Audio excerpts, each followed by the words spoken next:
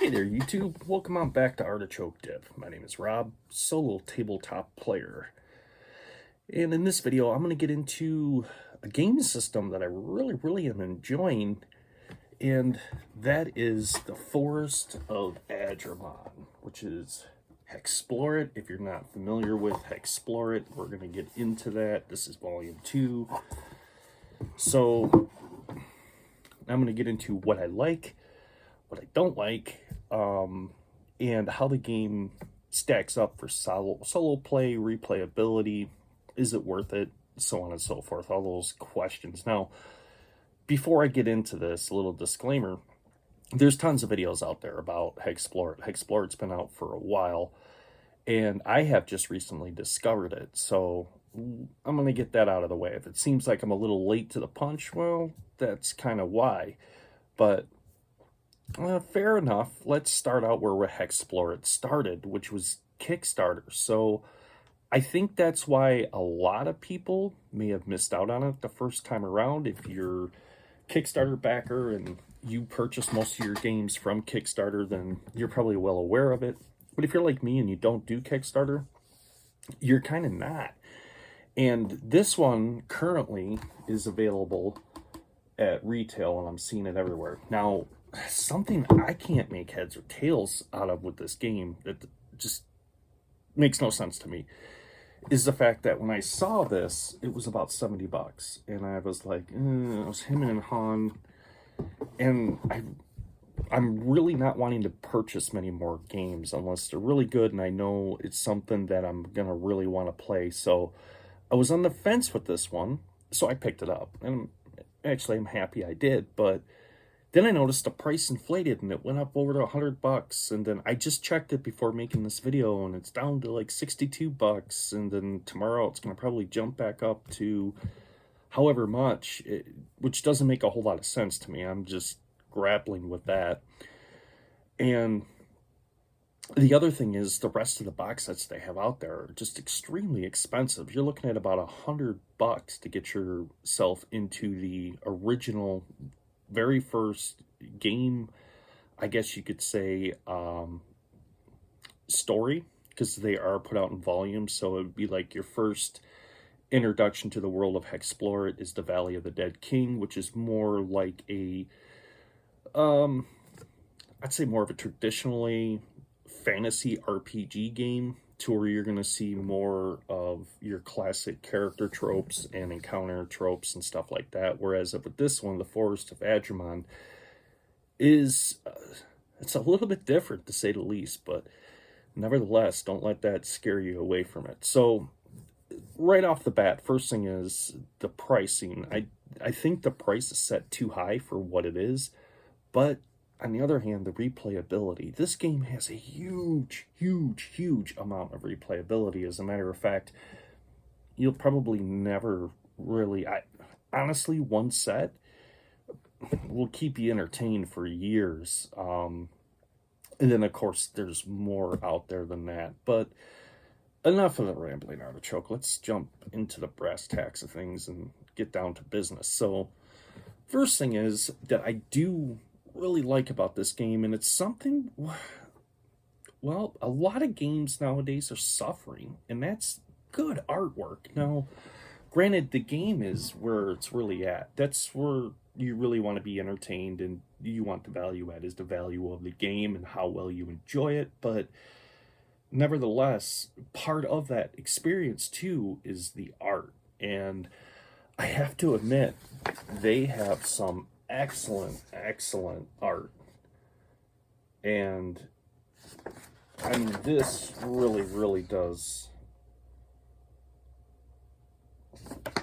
help bring you into the game system, into the story narrative, and want to learn more about it. It is the art. It catches your eye, it draws you in, and that's kind of the first thing with a lot of games that catches our eye, is the flashy artwork. That's what gets us.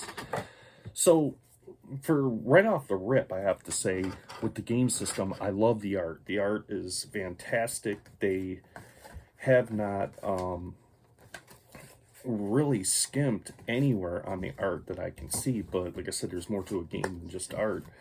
But even if we look at your character boards, and each character board on the back, there's a visual description of the character. And as you can see, the art is just fantastic. I mean, it really is. I'm really digging it. And it's cool to see this because we have not, you know, and I'm going to reference to what I know growing up as a kid in the old school D&D stuff where we'd see the oil paintings, and you would look at those and you would just be like, man, I want to be there in the moment to be able to experience that, to have a character and go through that. And it's one thing I've noticed in gaming that's kind of, well, it's kind of fell off a little bit.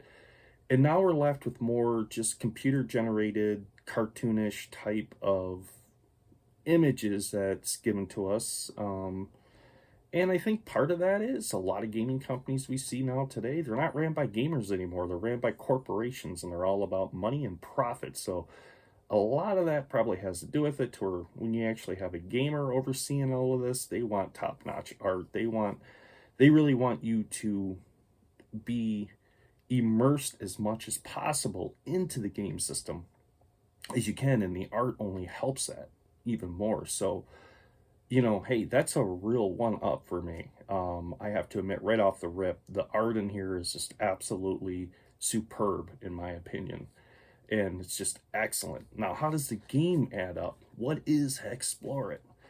So Hexplore It is just, well, that. It's a hex crawl. Now, unlike what you would be thinking, like a typical RPG game where you would have a hex flower or hex crawl, similar, but there's a lot more to this game.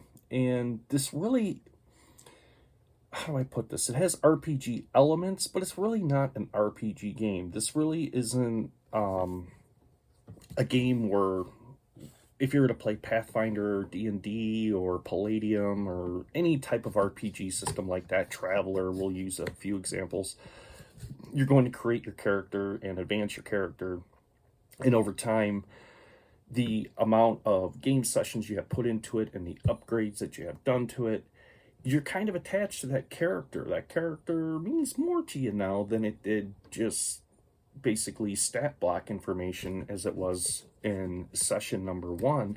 Now there's more to it. Whereas with this, things change so rapidly in the game that the way that they have done character creation is, it's a breath of fresh air. It's kind of cool because you can make a character and a lot of times choose a character that, well, maybe you would normally not do in an RPG game, but utilizing it here, you get to learn different aspects of those characters, and depending on how you pick the races and combine the two is going to give you a unique gaming experience. So in the Forest of Adramon, you start out with the basic character classes. So you're going to be given a druid, a stormcaller, which I played the last one, which is really cool, the historian, the verdant keeper, which is like a treant. My very first game session I used that, it didn't work out well. As a matter of fact, the character didn't even make any sense. The soul reaver, the floromancer, and the warden. Now, out of these templates, you choose one, and every character has just these starting abilities over here. You can see in these smaller little gray boxes, which doesn't look like a whole lot, and they give you these right here to keep track of all of your abilities on your dry erase. And there's a reason behind this, because as you play through the game, your skills and or abilities are going to go up, they're going to go down, game turn by game turn. It's going to fluctuate so fast that the dry erase makes sense. As a matter of fact, if you're using paper for this, you'd probably have wear marks of your paper from erasing and recorrecting so often. So dry erase is an excellent idea. Now, so you can do this one of two ways picking your character. You can either decide to build a character and detail it the way that you want it by picking your character class and then picking your race card. Or you can just go 100% visually, which is by just looking at the artwork on the back and whichever, you're going through and you're like, okay, well, hey, this guy looks pretty cool. He looks like a scholar, maybe, something like that. And you turn it over and you actually have the historian. So it's entirely up to you how you want to draft your characters. Now, the first game I ever played with this, that's the way that I did it, and it just randomly drawing race cards along with the player mat. And I had one character that was okay, then I had the Verdant that was also the Briarkin, which is a monstrous humanoid, and Briarkin are thorned and quiet plant folk. So I had a Treant with a race that was a plant folk, and I mean, it was all right, but it just didn't. The character, I didn't like it, and the character got killed off pretty quickly. And then, and like a lot of games, the first time you play through a game, even like this, you fumble through the rules. You're trying to figure everything out, and then it isn't until several game turns down the road that you realize, oh, hey, I've been doing this wrong, and you know where you made your mistakes. So the second playthrough I did was a heck of a lot better. I understood the rules more. I understood everything and how it came together, and it was a really great game. It really was. I was building up my characters to face off with Adramon, and I thought I was doing really well, and then I ran into one of her sentinels, and the sentinels just decimated both of my characters right there, and it was the end of the game. But I had fun, though. I had fun, and I would play it again and again and again. That's just, how fun it is. So character creation is pretty simple. You pick your character layout, and you have your starting tributes right here along with your starting skills. And then, of course, you have your health and your energy. Now, energy is a pretty simple concept right here. These are spells that can be cast. This is the cost of energy point that it costs to cast that spell, which is reflected over here, which is constantly going to change depending.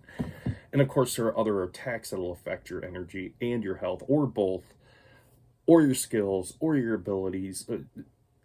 Like I said, that's why it's good to have one of these things in this game, because it's going to fluctuate rapidly. But then you get into the races, and they give you a deck of race cards, and it's very simple. Here we got a wood elf. I'll pull that up. I'll show you. And then, as you can see right here, this is going to give you all your starting bonuses and perks to the character sheet that you chose. And along with this over here, which is basically how many food rations this character is going to consume per turn. More about that here in a minute. So essentially, that's character creation. You choose your character class, you choose his race, and then it has a little table in there that explains to you when you start out. You start out on a randomized city, which is shown here. This icon right here on the board, and you roll for 3 ability and or skill advancements and 3 equipment, which is really important, because the thing about this game when you start out is your characters can starve to death quite easily.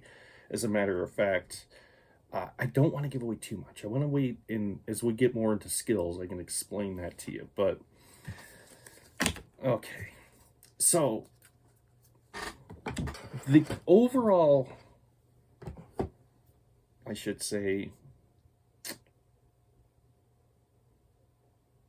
object of the game is you want to build your characters up as powerful as you can, because you're going to be faced with 1 of 2 options. One, you're going to be powerful enough and you're going to face off against your arch nemesis of this game, which is the sorceress Adramon,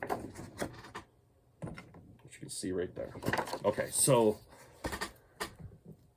now Adramon, she's no pushover. She is powerful, to say the least. And I mean, if you consider starting vitals, just like the historian, his starting vitals is 3 points of health, and to face off against Adramon, let me get Adramon here. I want to say she's 120. Yep.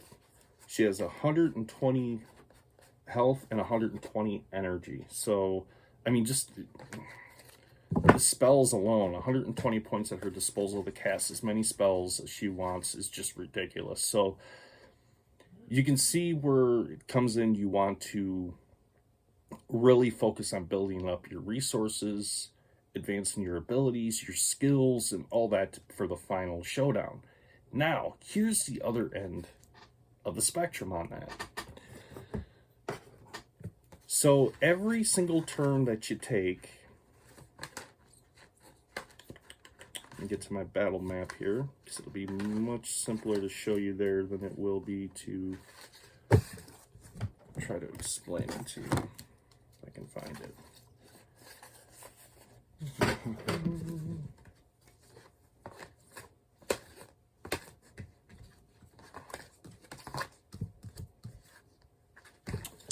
Just here, your battle map.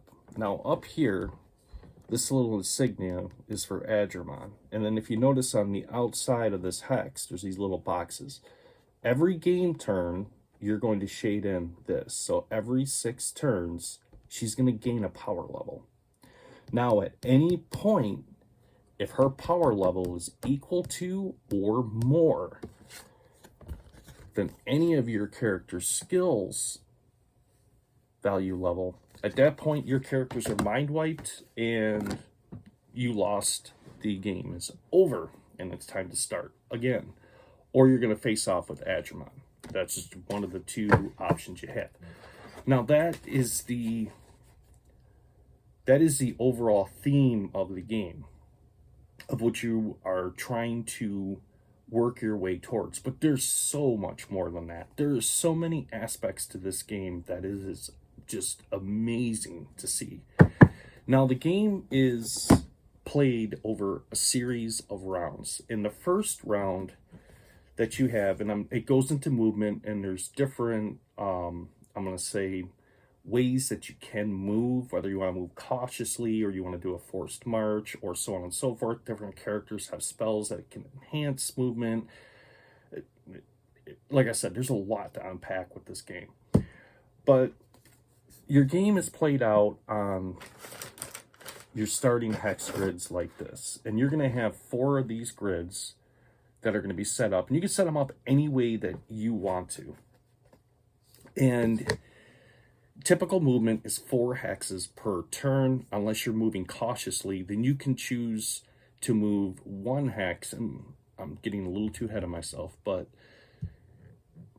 4 hexes is the standard allotted movement to move through the terrain. Now, as you can see, there's more to this terrain than just that. You also have roads, and if you follow a road at that point, of course, your characters can move quicker, and they can move a thing called cautiously, where you do not have to draw for an encounter. But if you move anywhere into this wilderness area here on your ending movement, at that point, you are going to have to resolve an encounter.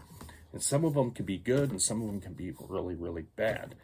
Now, when you start your game out, your map starts out with 4 of these tiles. And then you can expand, because they give you more tiles, drawing one randomly and adding it to the map. And the map is just going to start growing exponentially and getting bigger and bigger, unlocking more sites for you. So movement. So that's the first thing. Movement phase is the very first thing that you go through, and the game is entirely played on a series of rounds with 3 different dice. Actually 5 to be exact, but your main 3 are going to be these, which is going to represent your movement phase, your search phase, and your survival phase. Now, the other 2 dice that you'll have to utilize is your Hexplore dice, and then your fate dice, which is a D8, which we'll get into more here in a little bit. Okay, so you have the basic understanding of what I'm talking about. You got Adramon, the main antagonist. Character creation is simple, moving about the board. You already have that stuff down. Now, how does the game actually all come together? Well, the cool thing is they give you brackets that you set up when you originally set up the game that go on each end of the board, and they look like this. Boom. And there's a lot going on here to tell you. If you notice, you got destinations over here, and then you got these card slots. You got this Hexplore right here, and you can see what I'm talking about there.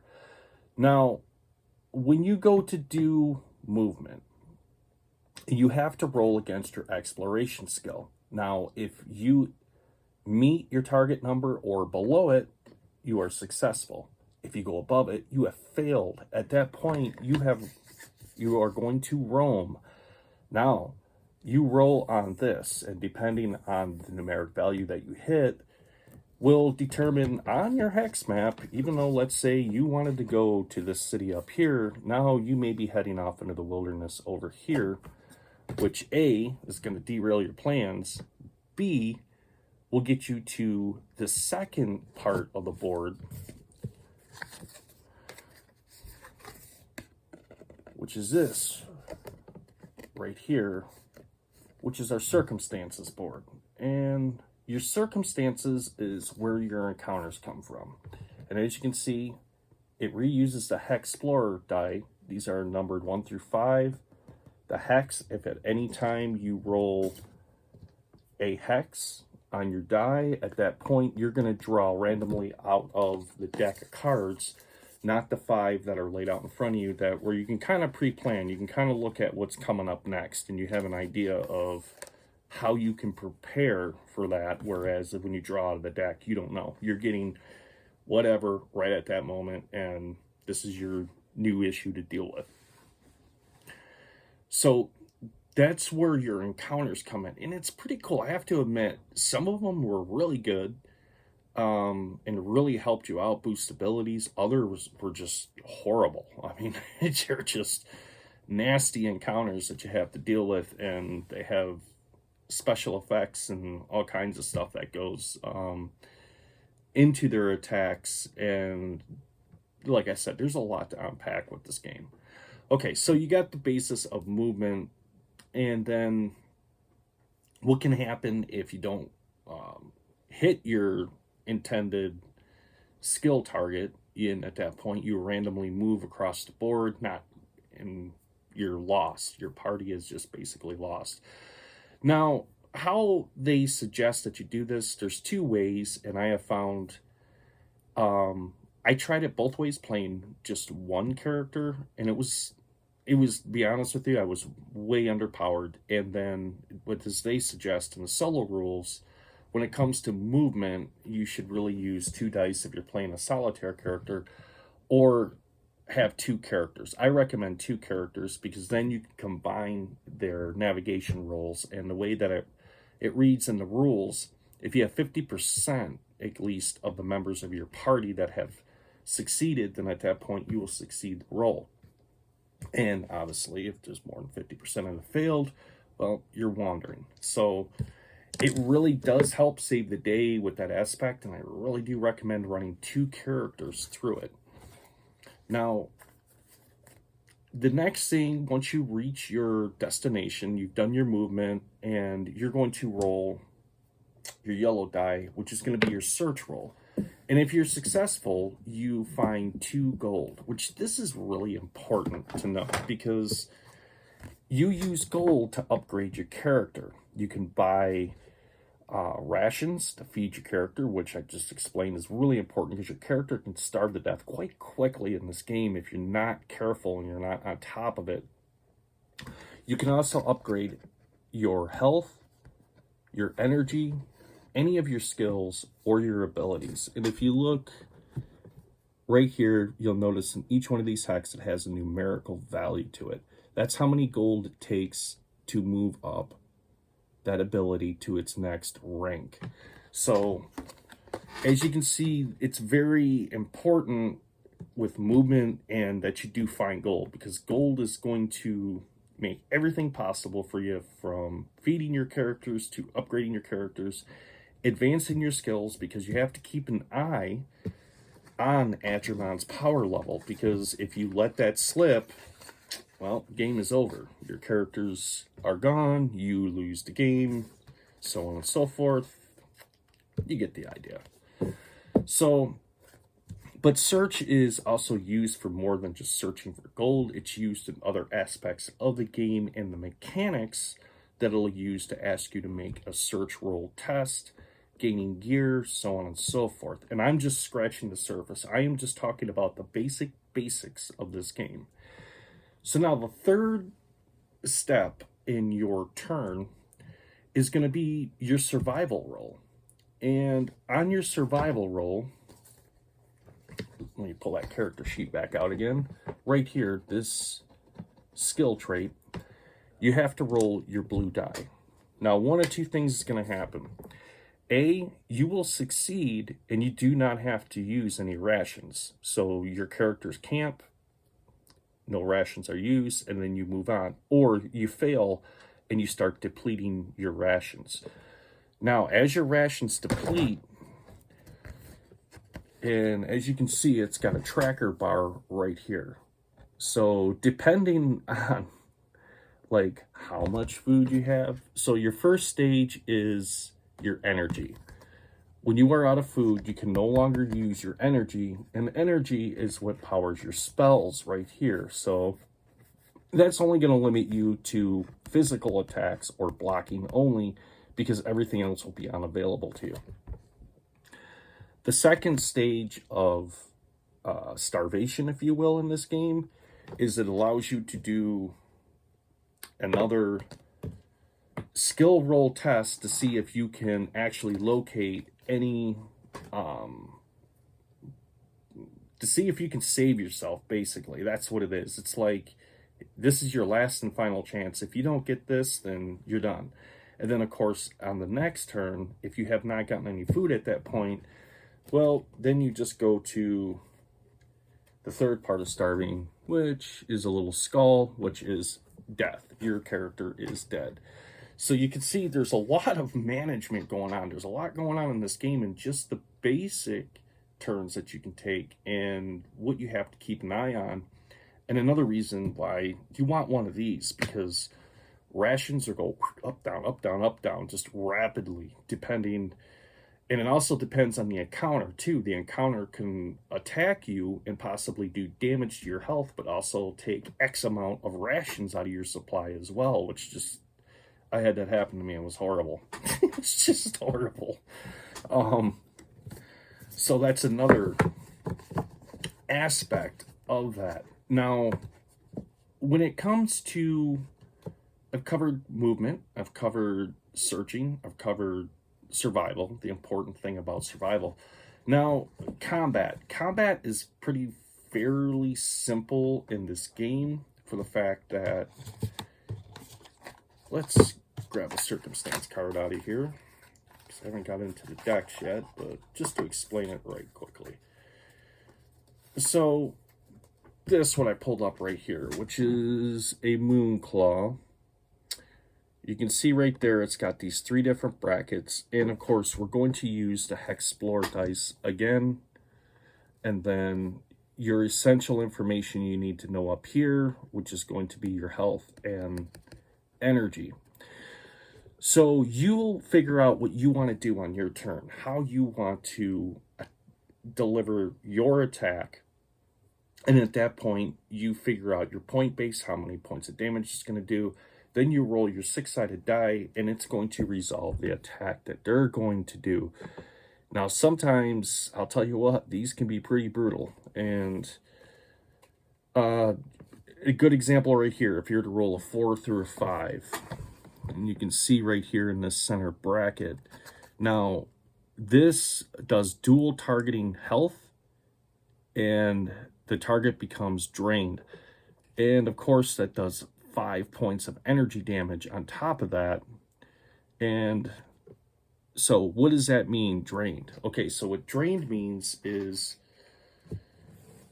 when your character is drained, they're unable to access their energy. So they can't use their energy to be able to power up a spell. And it can last for however many rounds, just as it's indicated by the damage on the card. Now this is a 5, so that means that's going to be 5 points of energy damage and drained.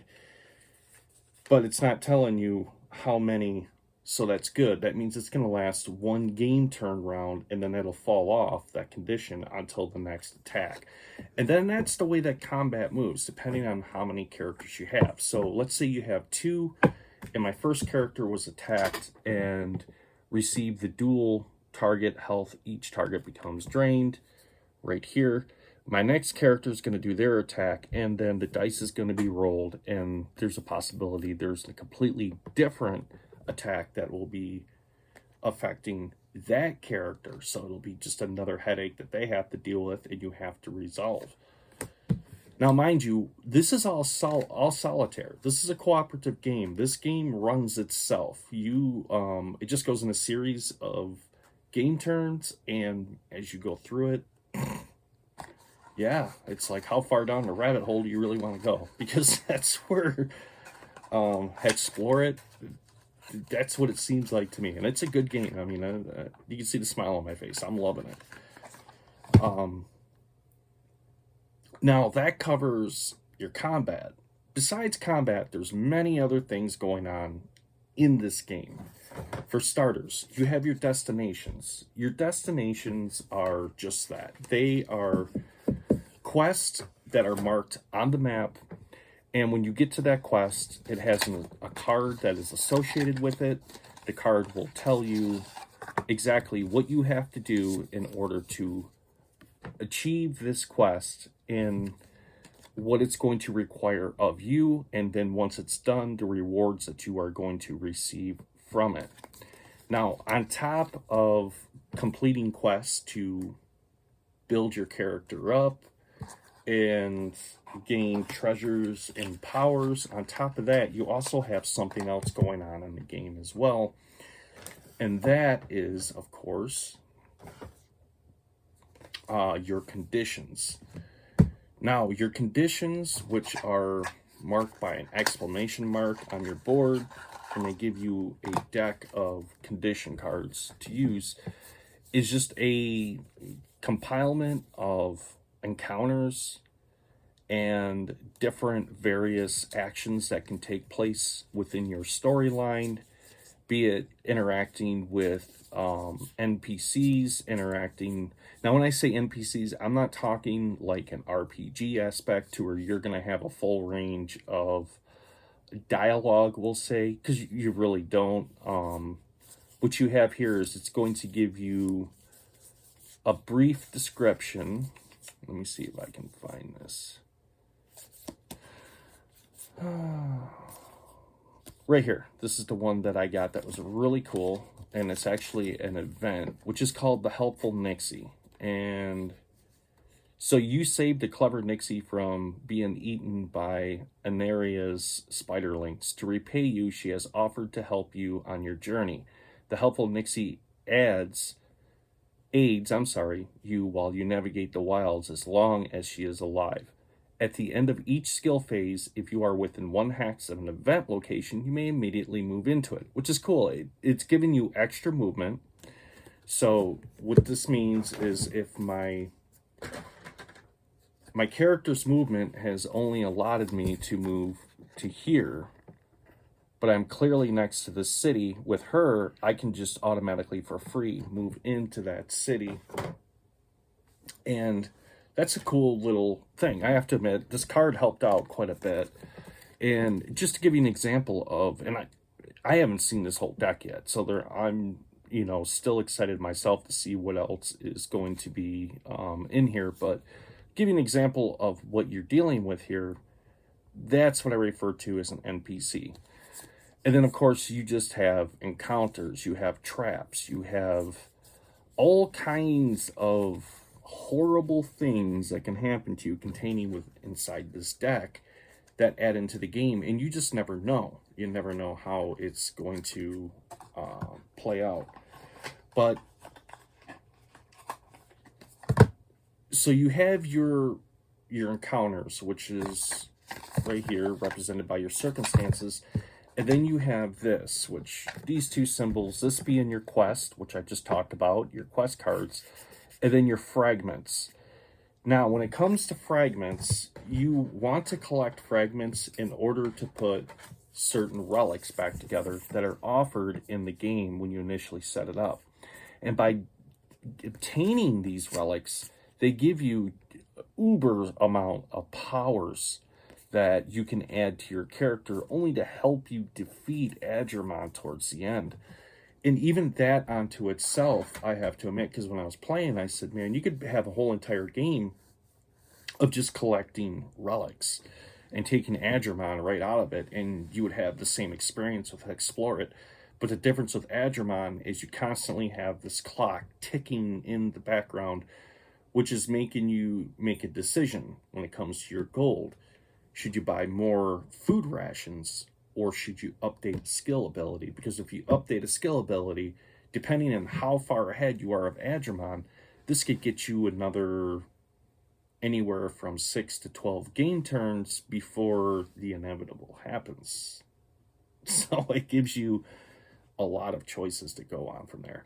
Now, the last deck that they give you in the box, which is this one that looks like a plus sign, is actually, this is your power-up deck, and there's a lot of good stuff in here for your characters. As a matter of fact, the more of these, when I started to really get steam going in my game and knocking out quests and getting the power-up cards, really helped boost my characters up pretty quick, but not enough to face Adramon. And like I said, the Sentinel pretty much just wiped them out, and they were done. And I decided, okay, that's enough Hexplore It for one night. So now, in a nutshell, that is Hexplore It. Hexplore It is played over a series of game turn rounds where you're going to do your movement phase with your skill, you're going to do your search phase, you're going to do your survival skill phase, and then any encounters, you're going to go into your battle phase, and of course resolving your quests, trying to find fragments to put those back together, trying to avoid her sentinels from killing you, and ultimately trying to stay one step ahead of Adramon until you're confident that your characters are powerful enough to be able to defeat her. Now, with this being said, I like Hexplore It. Hexplore It is an excellent game. It's wonderful, even for those RPG players that snub this solitaire player and look at them with disdain because they play in a large group setting. Well, even they will find this entertaining and enjoying, because they could play. You could play this solitaire, or you could play this up to, well, really, however many character boards you have and you want to hand out, and just how large of a game you want it to be, and move on from there, how big of a party you want. Now it gets to the part of the video of what I like, what I don't like. Okay, so what I like. The art is excellent. The overall quality of all the game components are really good. They are superb, and I have no complaints with the game components. The thing I don't like, though, is the fact that how they have split everything up into a different, basically, volume, that starting out it's like $100. So you want to go into volume 3, into, which looks really cool, the Sands of Shirok, $100. Now, once you get into the Sands of Shirok, do you want more encounters? Do you want more treasure? Do you want to add a little bit more to your map and some more characters? It's another $50. And it just goes on from there. I don't, that's the one thing I've noticed about this game system I just don't like, is the fact that it's, okay, it's new out. It's a good game, I have to admit. It's an excellent game. This is one of the more better games I've seen come out recently that has not just been a 100% total cash grab, that has actually had some sustainability and meat behind it, to where you're going to be able to replay this thing into the future and, you know, basically pull this thing down and you're going to play, you're going to be challenged, solitaire, no questions asked. But on the other hand, it's the whole entire, I don't like the aspect of pay to play. And this is something that, you know, since Kickstarter we have seen. I just recently watched a video that um, the gentleman was presenting the question to people out there, and it's a good question, and it's a question if you know, do Kickstarter, which is nothing wrong with Kickstarter. I'm not hating on Kickstarter. Um, but he brought up a really good question, and he talked about shipping and how that works with these games. And the first thing is, he asked, do you need the deluxe edition of every game you get? Are you, and I mean, it's something you really got to think about. With all the stuff that you get, are you really going to play this game wholeheartedly into its entirety, utilizing every single game piece, every single card, and you're going to go everywhere and see everything? Some people, yeah, they have the time and they may, but the thing about Hexplore is it's a cool game. I had this set up on my table for the majority of the weekend, and even though the game says it only takes 120 to 160 minutes to complete, I found it took longer than that for me, with two reasons. One, learning the rules, so you have to deduct all that time going back to the rule book to get the explanation of the definition, I guess you would say, of the keyword that they're using for the attack. So you can't really factor that in, but is this something to where if you had every single battle map, every single card, every single thing, would you play everything? And I would have to say, probably for the vast majority of people, no. They'd probably tire of the game before they ever reach the end of it and probably wind up either mothballing it or just selling it. So there's that aspect of it.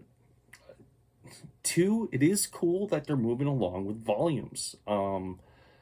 In the fact that each volume, the art and the overall components get better and better and better, that's a good thing. That is really good. As a matter of fact, that means it's quality, and it's something we haven't seen in games for a while. We haven't seen, like I said, the pandemic was a huge game changer for our hobby, because before the hobby, let's face it, not too many people really gave a crap about tabletop gaming. Everything was about Magic the Gathering or the Yu-Gi-Oh or whatever else trading card game was hot at that time, and getting as many people as they could inside of a game store to sell as many of these decks to them as they could at 20 bucks a piece, and just keep selling them, boom, boom, boom, boom, boom, to where that store owner was going to make just a tremendous amount of money off of selling these deck of cards. Pandemic hit, that all went away. And at that point, people were looking for different ways to engage in gaming, and a lot of them found, well, hey, we got these online sites we can go to now. Hey, we can try to play as a group and collaborate and all get together at one time. But a lot of people have found solitaire play, whether it be board games or RPG games, and are now coming into the hobby. And that's a cool thing for them. And to see a game system that has detail that's not overly saturated with advertisements. Now, that's one thing I have to say I have noticed about this game that was actually kind of cool, and it was in my circumstances card. I pulled this thing out because I had to draw one randomly off the deck, and I don't even think I'll be able to find it in here. Oh, right there it is. So it was this right here. What was that? And essentially what this is it tells you to simply use this QR code or navigate the website address listed below to find out what happens next. So tune in each month for a free new circumstance to add to your game, that what will happen to your adventures in the forest at Agimon. So that's pretty cool. I was like, okay, so I see how this is going. Basically, you scan it, and then you get to go to the website. And of course, it's going to, what are they going to do? They're going to roll you past all of the, this is what you can expect to come out, which is a smart marketing idea, but in game terms, I don't like it. I don't like that.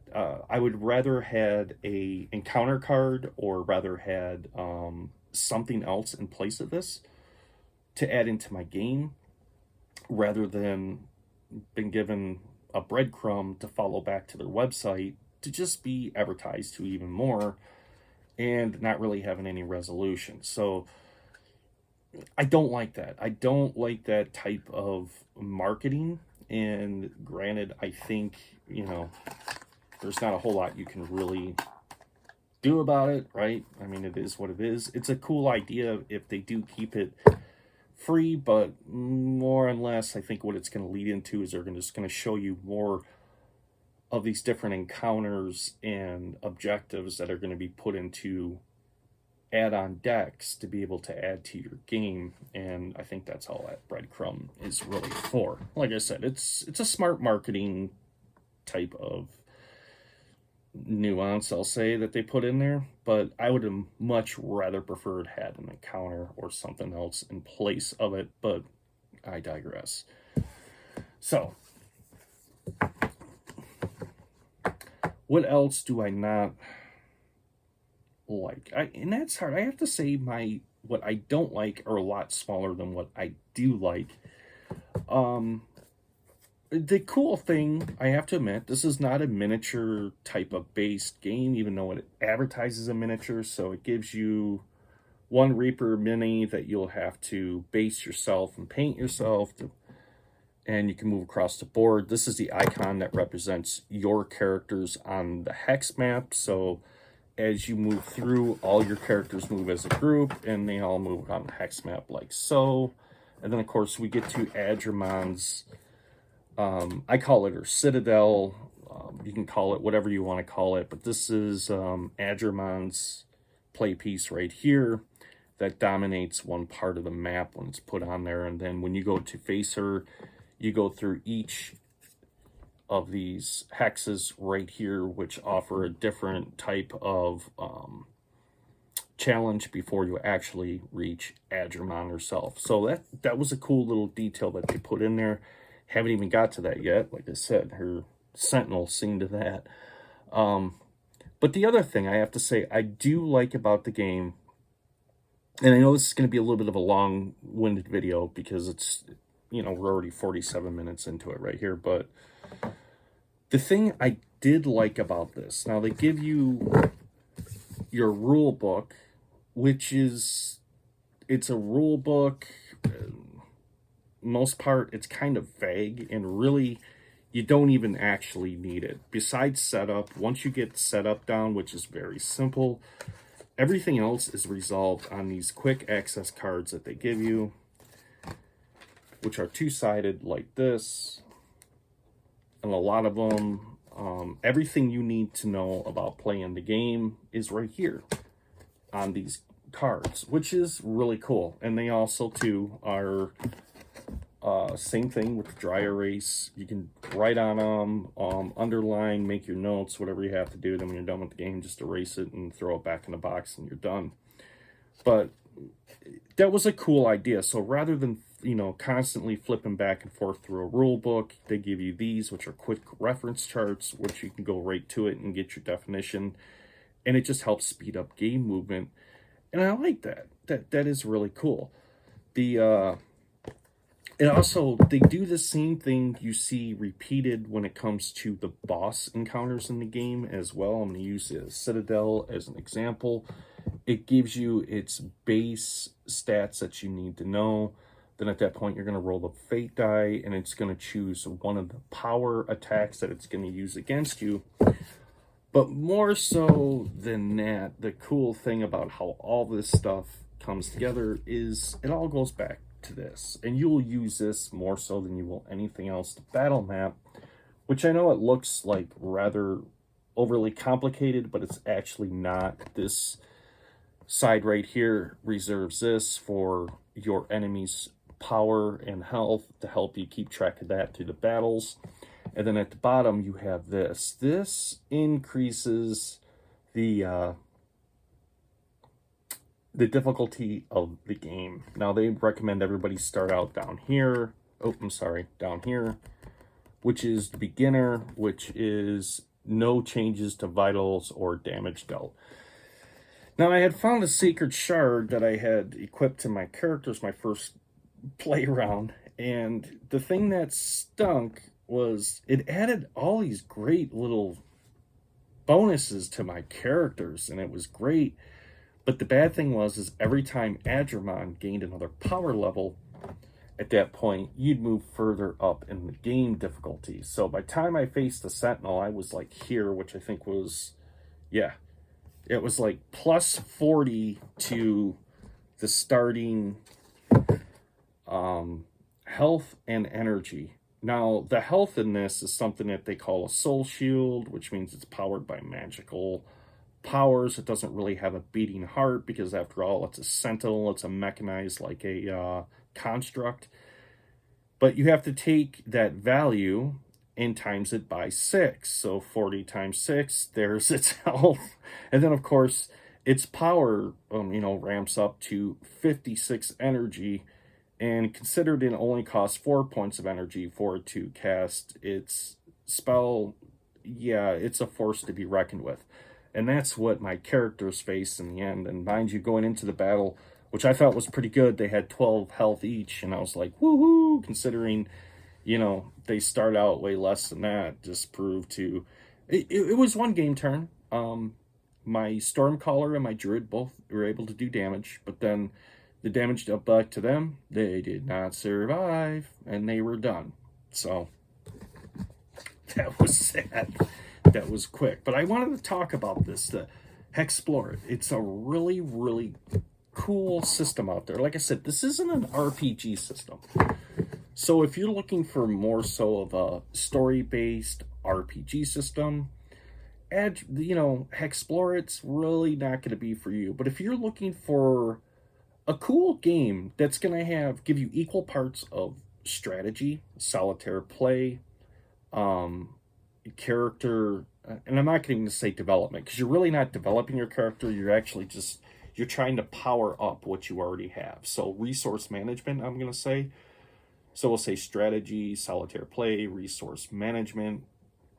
And if you like those 3 elements of solitaire gaming, Hexplore, it may be really, really good for you, because I'm telling you, this game has such a high amount of replayability. Now, unlike games like, I'm going to use Runebound as an example, to where Runebound, when you're playing this scenario, you're going to have this predetermined amount of quest cards that are going to be shuffled up and put into a deck. And you automatically know in the back of your mind, you don't know when the quest cards are going to be revealed, but you do know the quest cards eventually will be revealed. In Hexplore, it's not like that. The only thing that stays constant in the game is Adramon and your characters. Everything else is randomized from the beginning and changes from game to game, and don't expect either game that you play, no 2 games, to be exactly alike. They're going to be completely different. Everything is going to be different as to the way that it's affected, depending on the cards that you draw, how you raise your abilities or your skills, outcomes, everything. You would be amazed at how one failed navigation roll can lead into your party wandering off the hex into an area you did not want to go into, ending with a circumstance card with an encounter that your characters are not ready to face yet. So, very cool things going on. Like I said, there's a lot of good to it. The things I don't like about it, like I said, is it's a pay-to-play type of platform thing, and it seems like, I found mine on Amazon, but everything I look at, there is no manufacturer to go straight back to the game, like Solitaire for Gloomhaven, where you can buy direct from them. They're literally straight through Kickstarter, so everything comes out of Kickstarter and from Kickstarter to retail. So that's where we're at right now. Now, I have to admit, the very first volume of the set looks really cool. If I ever get a chance to find that at a decent price, I may pick it up. But at this point, it just looks way too far out of my reach at this point. For what the game is, it's, would I say the game is worth $100? You know, replayability, sure, as much time as you're going to get out of it, but as far as what you really get in the box, no, you're not getting $100 worth of, because you're basically getting dice and cardboard is all you're getting. Laminated cardboard, dice, a couple minis, and a handful of dry erase markers. But game content wise, absolutely. I mean, you're going to get a high amount of replayability, and this is going to be something that is so simple where you could sit down and explain this to somebody that's never played tabletop RPGs. It's not that complex, and within a few game turns, they're going to understand it, and they're going to be able to pick this up pretty quickly and move on. So, I mean, and the other thing in the game booklet that it does recommend in there is it has different type of play styles and how you can change, essentially, if you want to think about it like the settings of the game, how you can adjust that if you want to play more of a family style type of game, or if you want to play like I think most of us solitaire players are, we want to play more of a, you know, grit in your teeth type of RPG where everything is at its most extreme, whether it be battle, magic, exploration, so on and so forth. So I do like that. It explains to you how to adjust it for that, which is good, particularly for first-time players, particularly if you're trying to, you know, get new players to the table and you're afraid that maybe the complexity may chase them off, or you get the people that maybe they just don't like the fact of using a character that's going to die within the first 3 to 4 game turns, whereas if you can adjust them levels to make it more palatable for them, you know. So anyways, this is Hexplore It. I like Hexplore It, and I think, like I said, I'll be keeping my eye on this one. This is one I think as game prices begin to fall on them, I'll probably pick up more. But, you know, at this point, when I got this set was only like $72 when I picked it up, and I thought that was like, oh, I don't know, because I'm not a fad gamer. I'm not one of those people that run out and buy a game because everybody is currently playing it. I've always been more reserved, and I've always been like, okay, I'm gonna wait till the initial craze is over with. The inflated prices at that point are going to drop because not as many people, it's not going to be the hot thing. And then I'm going to pick the game up and try it, because after all, it's going to be the same game, but I'm going to get it at a less price. And I just don't have the bragging rights to say, oh, I'm playing this right now, which is whatever. As we know how it works in the gaming world, what's hot today may be somebody not even 10 years, 2 years from now, it may be like, what? What game is that? What are you talking about? Because that's just how fast things move in the gaming world. All right, my friends, I hope you enjoyed the video. I hope kind of give you a little bit more of an insight into what Hexplore It is, what it has to offer, and maybe bring to your game table, and a little bit more so you know what's actually in the box and what to expect when you pick, you know, some of these up. But with that being said, if you liked the video, click the like button. Lets me know you like the content, and also it'll funnel more the way the algorithms work. What it'll do is it'll also send more gaming content your way. And if you're new here, just follow my channel, interested in solitaire play, don't forget to click that subscribe button, followed by the bell icon. Every time I upload a video, you get a notification so you do not miss one. All right, my friends, this is Artichoke Dip, signing off.